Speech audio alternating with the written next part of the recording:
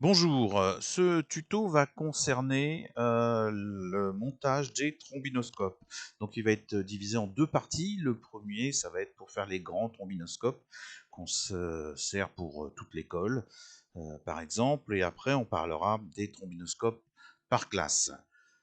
Donc pour faire des trombinoscopes géants de toute l'école, vous cliquez sur Classique.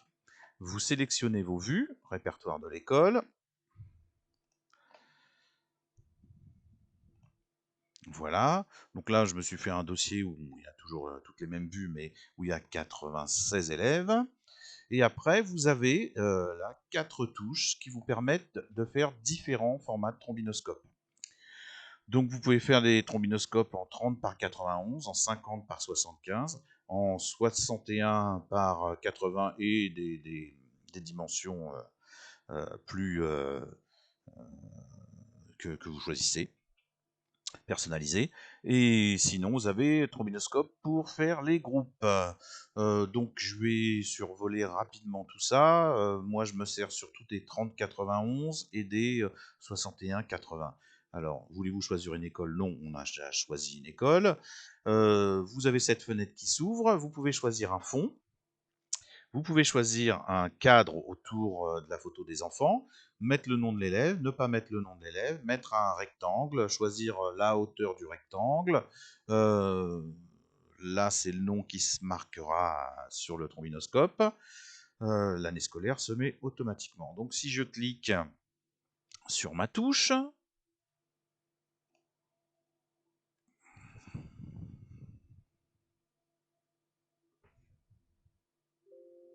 voilà, il m'a monté un trombinoscope avec mes 96 vues. Donc encore une fois, je prends la même vue, les mêmes vues à chaque fois, hein. Sinon c'est chaque élève évidemment, avec les noms en dessous ou le numéro de la photo, et ça s'enregistre dans le dossier de l'école. Donc si je vais voir dans le dossier de l'école,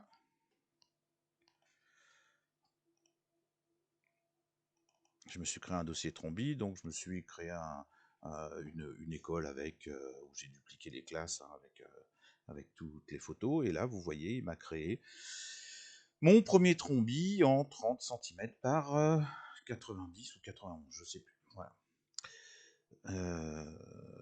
Là, ça vous explique la taille de l'image et le cadre, c'est un PNG, vous voyez, avec un trou au milieu pour mettre autour de la photo. Je vais vous montrer une deuxième touche, celle que je me sers le plus. Après les autres, je vous laisserai jouer avec Trombi géant. Donc, le 61-80, c'est celui que j'utilise le plus, donc c'est celui qui a le plus d'options. Maintenant, vous pouvez faire aussi 61-40, et pour les très gros lycées, par exemple, où il y a 1000 enfants, je fais 61 par 160. Je fais ça sur des traceurs, ce qui me fait un très très grand trombinoscope pour mettre tous les enfants. Donc là, comme vous pouvez le voir, il y a plein d'options. Le nom au milieu, ça mettra le nom de l'école au milieu, c'est ce qu'il y a de plus joli, donc c'est ce que je vous conseille, au nom de l'école. Hauteur rectangle, s'il y a un rectangle blanc pour marquer le nom. Euh, Taille variable, si vous voulez que le nom de l'enfant, plus il est long, plus il diminue, pour pas que ça se chevauche. Maintenant, moi, je vous conseille plutôt d'utiliser le décalage, c'est-à-dire, je vous montrerai ça au montage, c'est-à-dire qu'un élève sur deux, ça décale en hauteur, le nom, ce qui fait qu'il ne se chevauche pas. Mais vous, ça sera plus visuel une fois que ça sera monté. Donc nom de l'élève, oui, non, si vous voulez. Il vous calcule automatiquement combien il y aura de colonnes et combien il y aura de lignes. Vous pouvez le changer, hein, mais en général, ce qu'il calcule, c'est bon. Vous pouvez mettre un fond. Donc là, j'ai un fond beige, voilà, mais vous pouvez mettre ce que vous voulez comme fond. Vous pouvez mettre un cadre autour des photos, ou ne pas mettre de cadre. Là, voilà, c'est un cadre tout simple. Et vous pouvez mettre un cadre texte, c'est ce qui se mettra en dessous le nom de l'école, si vous avez choisi nom au milieu. Cadre coloré, c'est une option qui est assez intéressante, je vous en parle. Bon là, on va le laisser cliquer et vous verrez ce que ça donne. Ça change la couleur pour chaque enfant du cadre qu'il y a autour de l'élève. Donc je monte et je vous montre ça.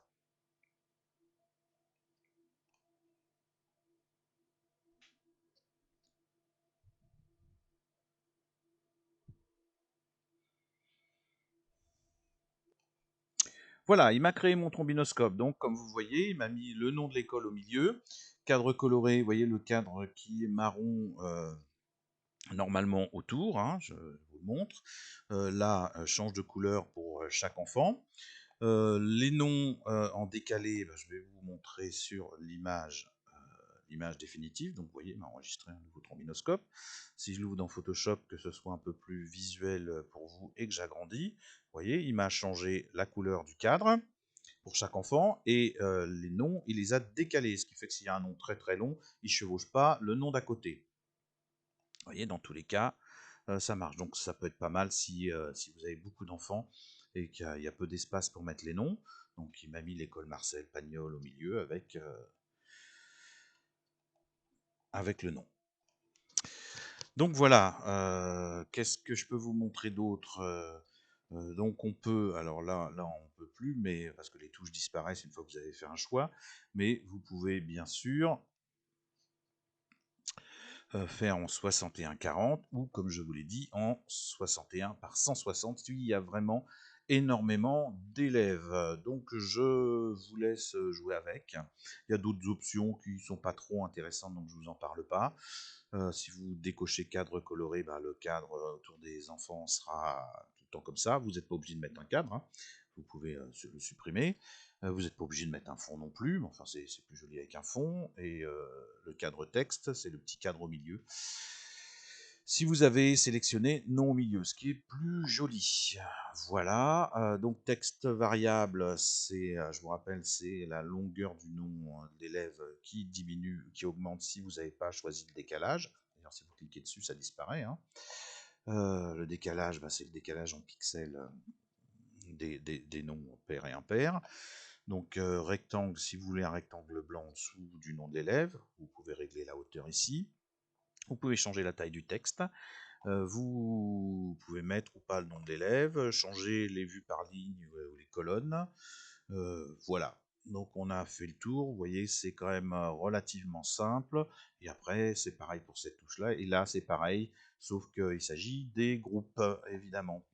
Voilà, et écoutez, j'espère que ce tuto vous sera utile. Le prochain parlera aussi des trombinoscopes, mais par classe, pour pouvoir faire par exemple des yearbooks, des choses comme ça. Merci, au revoir.